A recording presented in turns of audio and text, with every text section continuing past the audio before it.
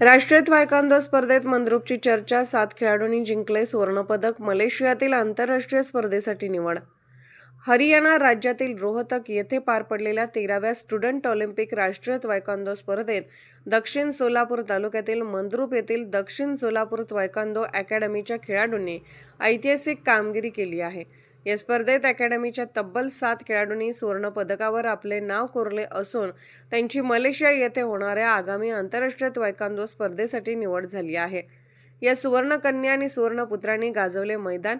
आपल्या वजनी गटात उत्कृष्ट तांत्रिक कौशल्य, वेग आणि शिस्तीच्या जोरावर प्रतिस्पर्ध्यांना धूळ चारणारे सुवर्णपदक विजेते खेळाडू पुढीलप्रमाणे: श्रेया पवार, आरोही कदम, श्रावणी नंदुरे, सफिना शेख, समर्थ चव्हाण, प्रेम चव्हाण आणि सोहम चव्हाण या अटीतटीच्या सामन्यात मंद्रुपचे वर्चस्व. या राष्ट्रीय स्पर्धेत कर्नाटक, हरियाणा, पंजाब, आसाम यासह देशभरातील अनेक राज्यातील हजारो खेळाडू सहभागी झाले होते.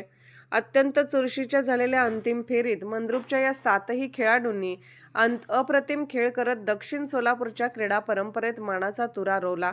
आता हे खेळाडू आंतरराष्ट्रीय स्तरावर भारताचे प्रतिनिधित्व करत तिरंगा फडकवण्यासाठी सज्ज झाले आहेत. ग्रामीण भागातील खेळाडूंनी मिळवलेले हे यश संपूर्ण जिल्ह्यासाठी अभिमानास्पद मानले जात आहे. प्रशिक्षक आणि अकॅडमीचे कौतुक. अकॅडमीने अत्यंत अल्प कालावधीत सातत्यपूर्ण सराव, शिस्तबद्ध प्रशिक्षण आणि प्रशिक्षक शिवराज मुगळे यांच्या योग्य मार्गदर्शनाखाली अनेक राष्ट्रीय दर्जाचे खेळाडू घडवले आहेत. या यशामुळे ग्रामीण भागात तायक्वांदो खेळाची पाळेमुळे घट्ट रोवली जात असून इतर युवा खेळाडूंनाही याची मोठी प्रेरणा मिळत आहे.